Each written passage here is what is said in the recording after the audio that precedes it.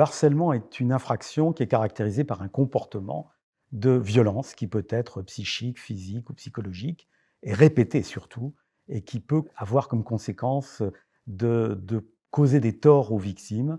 Et donc on a découvert le harcèlement en tant qu'infraction pénale dans le code pénal que d'une manière relativement récente, puisque la loi française a commencé à le définir à partir seulement de 1992, et c'était ce délit de harcèlement qui définissait ces agissements répétés destinés à nuire à des personnes vulnérables.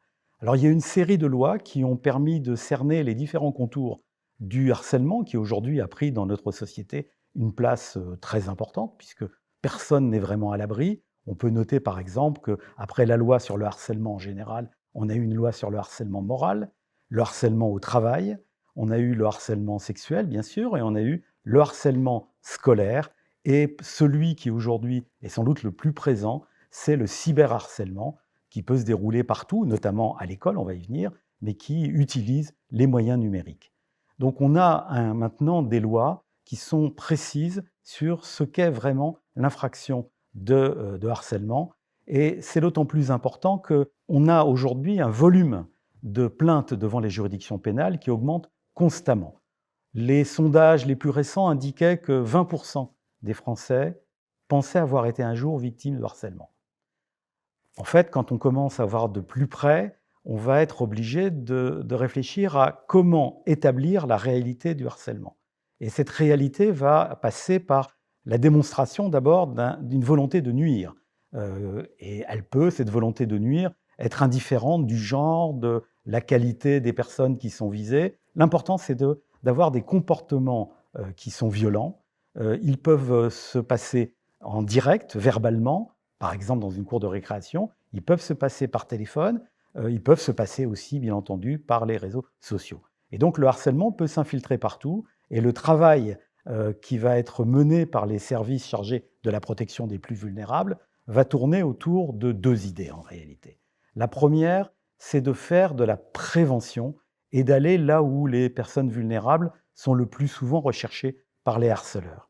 Donc cette question va nécessiter des plans de prévention qui vont d'ailleurs permettre de définir comment les institutions, par exemple l'école, va devoir protéger les personnes qui sont victimes. Il faut d'abord détecter, il faut ensuite enquêter sur qu'est-ce qui s'est passé vraiment, et ensuite il va falloir punir.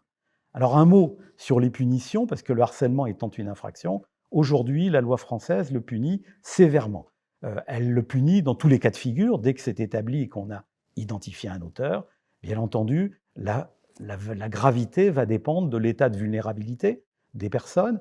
Une personne qui était blessée, qui est en crise, ou un jeune enfant sont plus susceptibles d'être profondément victimes de harcèlement, mais vous avez aussi en fonction des conséquences de ce harcèlement. Prenons l'exemple du harcèlement scolaire. Les conséquences qu'on commence à connaître à force d'examiner ce type d'affaires, c'est d'abord le fait que les élèves harcelés vont commencer à perdre leur concentration, que leur niveau scolaire va baisser, que leur lien avec les autres va se dégrader, qu'ils peuvent avoir des absences répétées, qu'ils peuvent avoir des maladies psychosomatiques, qui peuvent aller d'ailleurs jusqu'au suicide ou à la tentative de suicide. Et donc là, il faut bien distinguer d'abord le rôle de l'école, qui va être fondamentalement d'essayer de détecter ces faits et de prendre des mesures. Il y a donc un plan gouvernemental que chaque établissement scolaire, quel que soit le niveau, doit mettre en œuvre afin de favoriser la détection et l'accueil des personnes qui sont harcelées ou qui se disent harcelées. Et puis, il y a la deuxième institution qui doit jouer un rôle important, c'est la justice, puisque une fois qu'elle est saisie des faits, elle doit pouvoir faire des enquêtes, toujours confiées à des services spécialisés, entendre les victimes, sans ajouter à leur victimisation, bien entendu, et voir dans quelle mesure ce harcèlement a des conséquences d'une gravité variable.